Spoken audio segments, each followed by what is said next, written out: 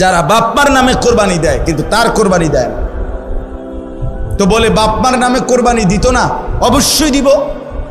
বাপের যদি একটা লুঙ্গি লাগে, এর লাগে কি ফুতের লুঙ্গি কিনতো না? কথা কন না কেন? বাপের যদি একটা জামা লাগে, তো এর লেগে কি বাপের জামা আমি দিছি দেখা আমি আর খালি গায়ে আটমু নাকি? তো তাহলে এটা কথা হইল কোনো? বাপের নামে কোরবানি দিলাম দেখা, মার নামে কোরবানি দিলাম দেখা আমি কোরবানি দেব না, এটা কোন কথা? ছেলেটার দোকান অথবা ছেলেটা ঢাকা কাজ করে, চাকরি করে, যেটাই করুক, তে বাইতাইয়া তার কাছে কিন্তু টাকা আছে 60,000-এর বেশি, কিন্তু বাইতাইয়া মাতে না, তার বাপের হাতে টাকা 10,000 দিয়া দেন, আপনি কোরবানি দেন, গোস্ত না খাওন, আপনার নামে দেন, আপনি মুরব্বী মানুষ, আপনি মরিয়া গেলে আর পাইবেন কোরবানি। অথচ সে কিন্তু কি সামর্থ্যবান, কথা বুঝেন নাই আমার?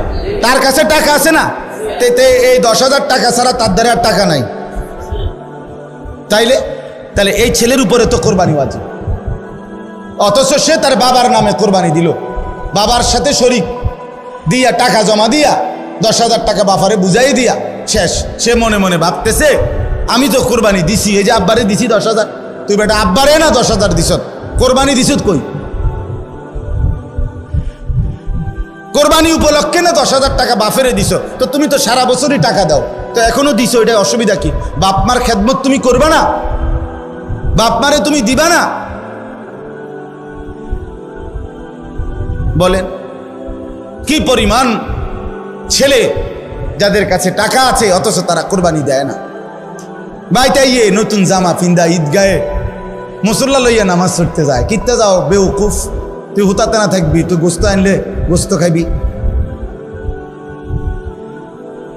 আরে বেটা তোরে বেটা ঈদগাহ যাইতে কইছে কে বেটা? এত সকাল ঘুমে তুটছু কিত্তা তুমি? গোস্ত রান্ধা হইলে না উঠবা, তোমার তো উড়াইবেই তোমার আম্মা। এই জন্য এটা শরীয়তের বিধান। অনেক ছেলে আছে বালেগের উপরে কোরবানি ওয়াজিব। অনেক ছেলে আছে ঢাকা, চিটাগাং শহরে, বন্দরে চাকরি করে, ব্যবসা করে, তাদের কাছে টাকা আছে, হেতে অনুমনে করে আমি ফুলায় ন। তুমি অবিবাহিত মনে করো, অবিবাহিত হইলেও কোরবানি যার উপরে ওয়াজিব হয় তাকে কোরবানি দিতে হবে না? না বউ থাকা শর্ত? কথা কয় না, হয়তো তো এটা বুঝেই না, হয়তো মায়ের বার্তাই দেয় না এটারে, হয়তো এটা কিছুই মনে যায় না। তাহলে এখানে বিবাহিত অবিবাহিত না, তো বালেগ হলেই শরীয়ত সম্মত টাকা, শরীয়ত নির্ধারিত যার কাছে আছে তাকে কোরবানি দিতে হবে। তাহলে অসংখ্য মহিলাদের উপরে কোরবানি ওয়াজিব হয়, অসংখ্য ছেলের উপরে। ছেলেটাই অল্প বয়সী 18 বছর 20 বছরের ছেলেরে বিদেশ পাঠাই দিছে, ফোলা বিদেশ থেকে টাকা পাঠায়, বছরের পর বছর বাপমার নামে কোরবানি হয়, অথচ তার কাছে আরো টাকা আছে। তাহলে ওই টাকাগুলোর কারণে তো তার উপরে কোরবানি ওয়াজিব। এই জন্য দয়া করে বাপ, আরো অনেক মাসালা আছে, আমি শুধু বুঝায় বলব। ওই 2 ভাই চাকরি করে অথবা 2 ভাই ব্যবসা করে, দোনো ভাইয়ের আলাদা 2টা দোয়ান, কিন্তু সংসারে একসাথে এমন আছে না? মানে ভিন্ন হয়েছে না আর কি, দোনো ভাই, বাপ মাও আছে ঘরে, তো বাপ মার লগে একসাথে খায়। তো কাজে যেহেতু তারা এখনো সংসার ভিন্ন হয় নাই, যাদের ঘরে বউ লইয়া যার যে আলাদা থাকে যদিও, কিন্তু রান্দাবাড়ি এক লগে একসাথে খায় দেয়। তো দোনো ভাইয়েই কামাই রোজগারি করে, দোনো ভাইয়েরই কি আছে, ইনকাম আছে। দোনো ভাই মিল্লাট, এবারটা 15,000, এবারটা 15,000 মিলাইয়া 30,000 টাকা আব্বার হাতে দিয়েছে, কোরবানি দেন আমি। কারণ আমরা তো একসাথে খাই, গোস্ত তো রাইলে আমরা একসাথে খাও, আমরা কি আর এনে আলাদা খামুনি? তো গোস্তই তো খাওয়া, তো এটা তো আমরা একসাথে আসি, বুঝেন নাই কথাটা? তো এবারে এই 30,000 টাকা দিয়ে কার নামে কোরবানি দিল? বাপের নামে। তো তোমরা যে দুজন সামর্থ্যবান, তোমাদের কোরবানি কই হলো? আমি আর আপনি কোনো দিন শেষ হবে না, কবরে যেতে হবে, হাসরে যেতে হবে, মিজানের সামনে দাঁড়াইতে হবে, ফুলসেরাত পার হইতে হবে, কাজে ক্যাসেট থাকবে না, ফিতা থাকবে না, মোবাইল থাকবে না, আমি থাইকা যাব। আমাকে হিসাব দিতেই হবে, আমাকে হিসাব দিতেই হবে। এই জন্য বন্ধুরা মনে রাখতে হবে, সমবয়সী বন্ধু তোমার এই আড্ডার সঙ্গী কবরের সঙ্গী না, আখেরাতের সঙ্গী। যে কিছুক্ষণ টাকা পয়সা মোবাইল অথবা শরীরের ফুর্তি করার সামর্থ্য আছে ওটুকুরই সঙ্গী, ফুরায় গেলে আর নাই। কোরবানির কথাটা এবার বলি একটু, এরপরে তরজমা বলুন। কোরবানির বিষয়ে দেখেন, শুধু একটা উদাহরণ শুনেন। কোন মুসলমান কোরবানির 3 দিন অর্থাৎ 10ই জিলহজ কোরবানি হয়, যেদিন আমরা কোরবানি করি এটারই কয় 10ই জিলহজ। তো কোরবানির দিন এবং তার পরের 2 দিন, মোবাইলটা সাউন্ড করে দেন, সাউন্ড করে দেন। তো 10, 11, 12 জিলহজ মাসের এই 3 দিন মানে কোরবানির দিন আমরা যেটারে বলি তারপরের 2 দিন সহ, এই 3 দিনের ভিতরে যদি কারো কাছে 52.5 বড়ি রূপার সমপরিমাণ টাকা মূল্য থাকে তাহলে তার উপরে কোরবানি ওয়াজিব। 52.5 বড়ি রূপার দাম সর্বোচ্চ যদি 1000 টাকা করে হয় বড়ি, রূপার বড়ি কম, স্বর্ণের বড়ি বেশি। রূপার বড়ি 1000, 1200, 1300, কখনো কখনো 700-800 টাকাও হয়।